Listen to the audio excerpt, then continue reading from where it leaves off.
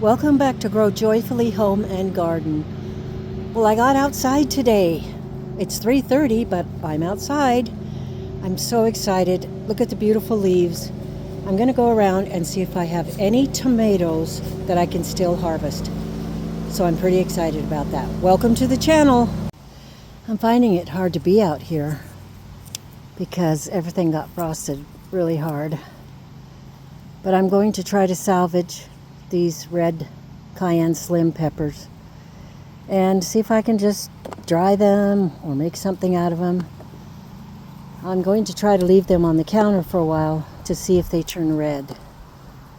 I might as well try. I don't like spice, but I could always try to sell it at the farm stand. We do have the farm stand open still. We've had to get creative in how we are putting out our canned goods. Of course, we don't have any more fresh vegetables, but people are really liking our canned goods, so we're putting them out. We take great care with them and make sure they're done properly, taken care of properly. There's quite a few slim red cayenne peppers on here, and they may not amount to anything, but again, I'm going to try to dry them and see what we come up with. I've never handled red cayenne peppers before, but I'm assuming that as soon as I pick these, I will go and wash my hands, because if I touch my eyes, it could be a bad situation. I also want to mention that I watched somebody's video.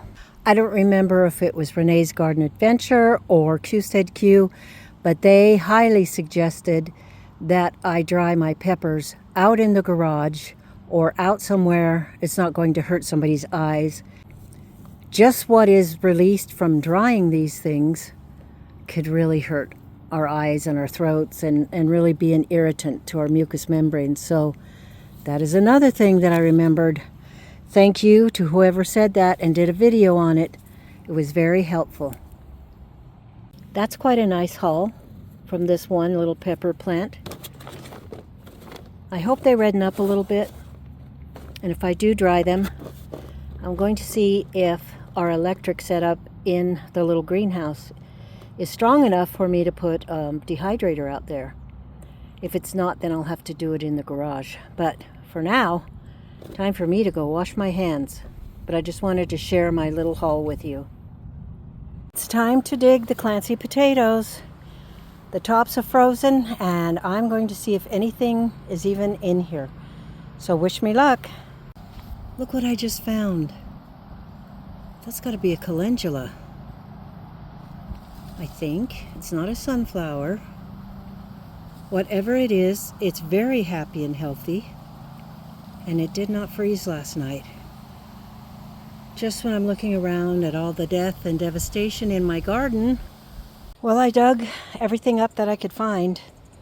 And I think I'm very disappointed, because I thought by planting them in this bed, it's got lovely aerated fluffy soil, and I amended it really well. I thought I'd get a lot more than this.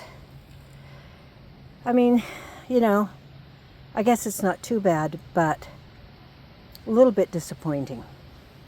But I will take them in the house, wash them up, and use them probably for 2 dinners.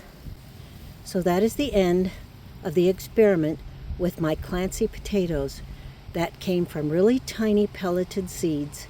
They're not the potato seed like you usually plant in the ground.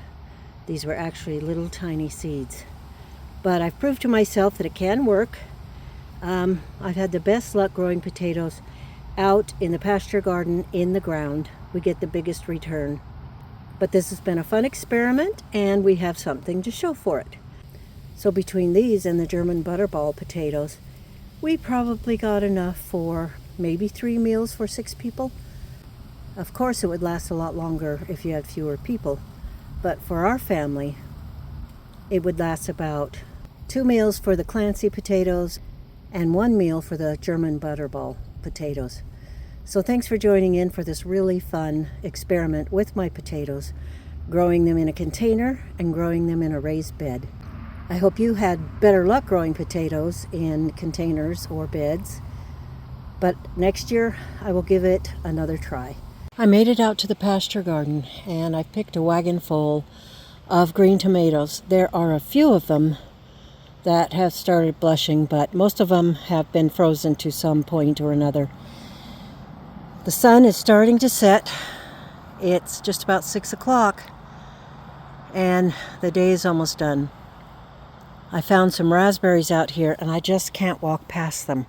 I have to pick them before I go in, finish making the rolls and the soup. I've got it all started. I just have to bake the rolls and put the cream in the soup. So I'm looking forward to that, and I think the family is too. I hope you guys are having a really nice evening, and I hope you get in where it's warm and snug. You guys take care. Thanks for stopping by, and we'll see you on the next video.